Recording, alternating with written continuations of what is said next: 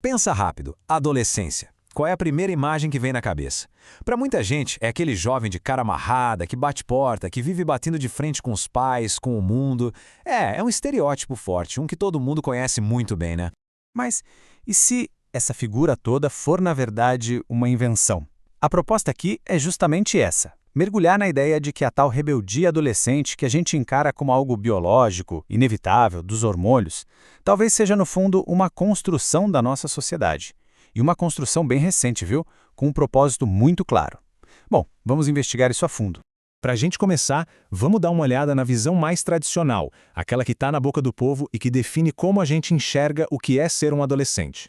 Essa é a visão que a gente pode chamar de desenvolvimentista. Ela diz o seguinte: a adolescência é uma transição natural, universal, da infância para a vida adulta. As mudanças no corpo, os hormônios, tudo isso levaria, sem escapatória, a um período de briga, de conflito com os mais velhos, de busca por uma identidade. Parece fazer todo sentido, né? Mas é agora que a coisa começa a ficar interessante de verdade.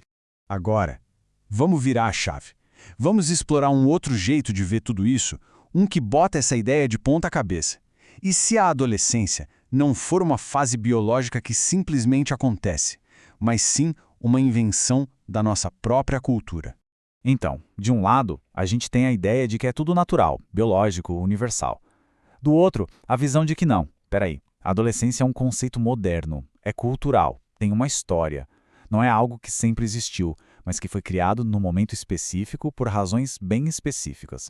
Tem uma estação inspirada na análise do psicanalista Contardo Caligares, que resume isso perfeitamente. Ela diz que a adolescência é uma das formações culturais mais poderosas do nosso tempo. O que isso quer dizer? Que ela funciona menos como um fato da biologia e mais como um par de óculos. É uma lente que a nossa cultura nos dá para olhar para os jovens e, mais importante ainda, para que eles olhem para si mesmos. E essa linha do tempo aqui mostra direitinho como isso aconteceu. Pesquisas como as de Felipe Ariès mostram que até o século XVIII, essa distinção que a gente faz hoje não existia.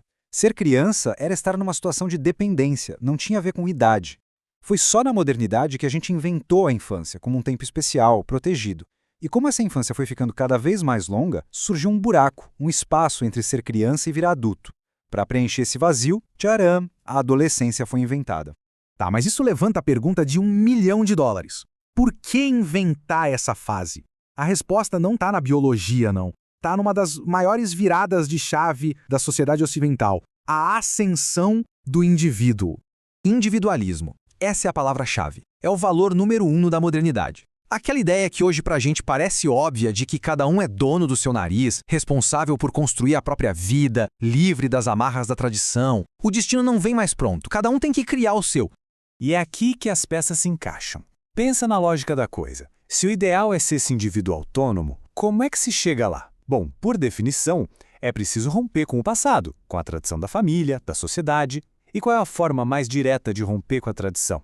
A transgressão, a rebeldia. De repente, ser rebelde deixa de ser só um problema para se tornar uma etapa quase que obrigatória para virar o tipo de pessoa que a nossa sociedade mais valoriza. Só que essa necessidade de romper com tudo cria um problemão, um nó gigantesco. E a gente chega no coração da questão. Um grande paradoxo que a nossa cultura moderna precisava resolver de algum jeito. A verdade é que a nossa civilização precisa de duas coisas ao mesmo tempo.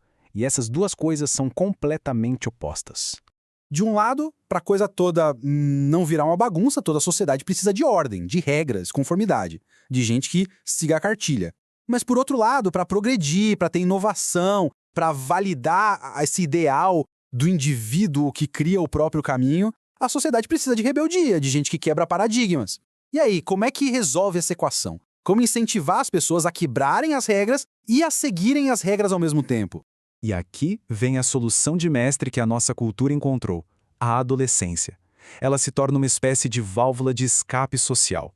Um período da vida com um começo, meio e fim, onde a rebeldia não é só permitida, é esperada. Ah, é da idade, deixa passar. Assim, a sociedade consegue a sua dose de transgressão, que é fundamental para a inovação, mas de um jeito controlado, que não ameaça a ordem toda. É uma rebeldia com data de validade. Essa outra citação do Caligares resume o paradoxo de um jeito genial. Pensa só que louco. A mensagem que a nossa cultura passa para os jovens é, em si, uma contradição.